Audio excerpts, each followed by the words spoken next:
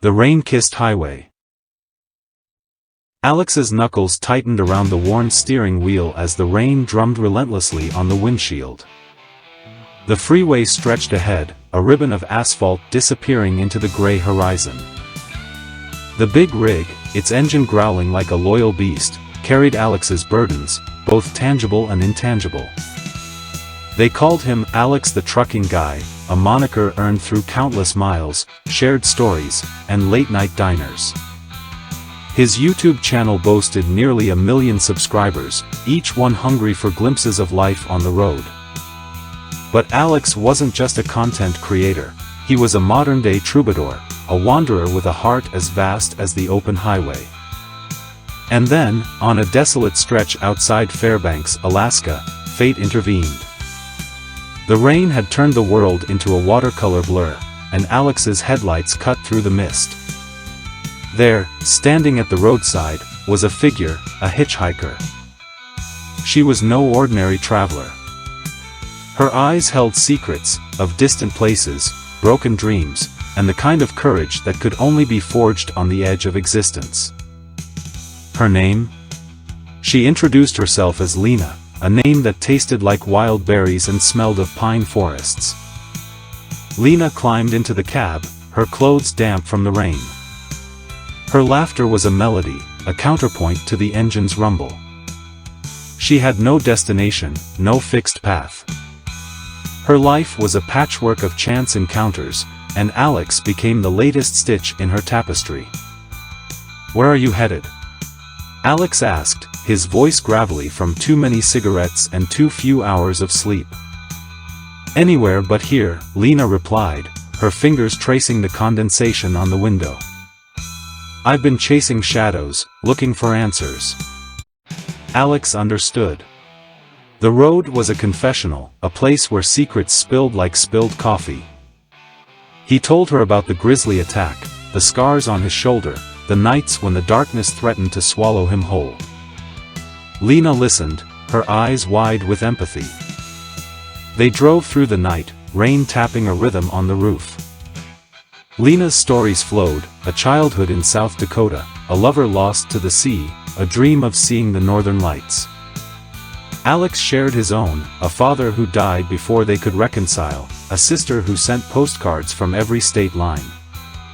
The Kenworth became their sanctuary, a cocoon of warmth and shared silences. They stopped at roadside diners, sipping coffee and swapping tales with truckers who wore their stories like badges. Lena's laughter was infectious, and Alex found himself falling, a hitchhiker of emotions. And then, one misty morning, they reached Denali National Park. The rain had ceased, leaving behind a world washed clean. Lena stepped out of the cab, her eyes reflecting the snow-capped peaks. She turned to Alex, her smile a sunrise. "Thank you," she said. "For the ride, the stories, and the company."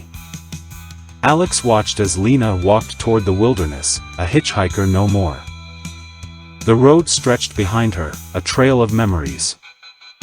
He knew he'd never forget her, the girl who danced with rain, who whispered secrets to the wind.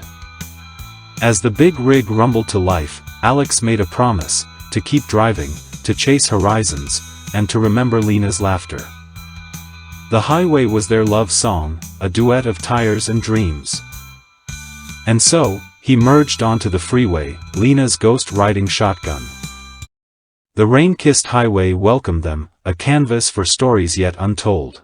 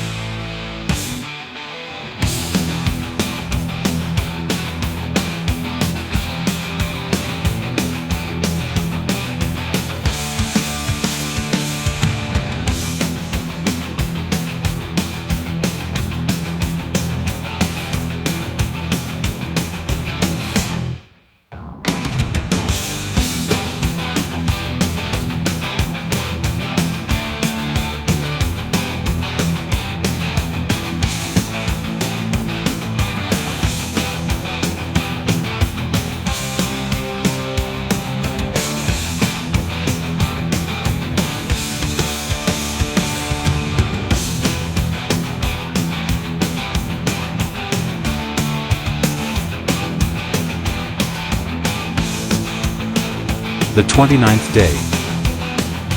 Alex's heart raced as they stepped into the canoe, a vessel that would carry them through the rugged Canadian wilderness.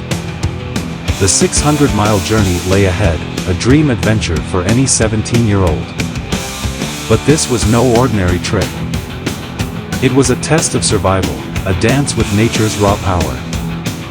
The grizzly bear attack had changed everything. Alex's body bore the scars, the memory of teeth sinking into flesh, the desperate struggle for life. Now, the wilderness was both friend and foe. The trees whispered secrets, and the rivers flowed with ancient wisdom. The canoe glided across the water, its wooden hull slicing through reflections of pine trees. Alex's hands gripped the paddle, muscles straining. They had read stories of fur traders, indigenous peoples, and explorers who had navigated these same waters. Now it was their turn, a rite of passage. Days blurred into nights. Alex camped on rocky shores, the fire crackling against the silence. Stars painted the sky, a celestial map guiding their way. The loon's haunting call echoed, a reminder that they were not alone. The wilderness watched, waiting for weakness. Food was scarce. Alex foraged for berries, caught fish, and boiled water from icy streams. The solitude weighed heavy, the absence of human voices, the ache for home. But there was beauty too, the shimmering lakes, the scent of pine needles, the thrill of spotting a moose. On the 29th day, Alex woke to frost on the tent. The sun peeked over the horizon, casting golden rays on dew-kissed leaves. They felt both small and significant, a speck in the grand tapestry of nature. The grizzly attack was a distant memory, replaced by resilience. And then, a miracle, a wolf appeared. Its eyes held ancient knowledge, and it moved with grace. Alex watched, heart pounding. The wolf circled, then vanished into the forest. It was a sign, a guardian, a spirit guide. Alex felt a connection, the wildness within them responding. The final stretch loomed, the last 100 miles. Alex's hands were calloused, their skin weathered by wind and sun. The canoe became an extension of their body, a dance partner on this watery stage. The grizzly attack was no longer a scar, it was a story etched into their bones. As the journey neared its end, Alex knew they were forever changed. The wilderness had tested their limits, revealed their strength. They paddled toward civilization, the smell of campfires, the promise of warm meals. But part of them would remain, a wolf's gaze, a loon's call, the rhythm of the paddle. And when Alex stepped ashore, they looked back at the water, the mirror of their soul. The 29th day was more than a date, it was a rebirth. Alex had faced the wild, and in doing so, found themselves, a survivor, a storyteller, a wanderer forever drawn to the call of distant horizons. Note, this story is inspired by the book, The 29th Day, by Alex Messenger, where a canoe trip becomes a transformative journey.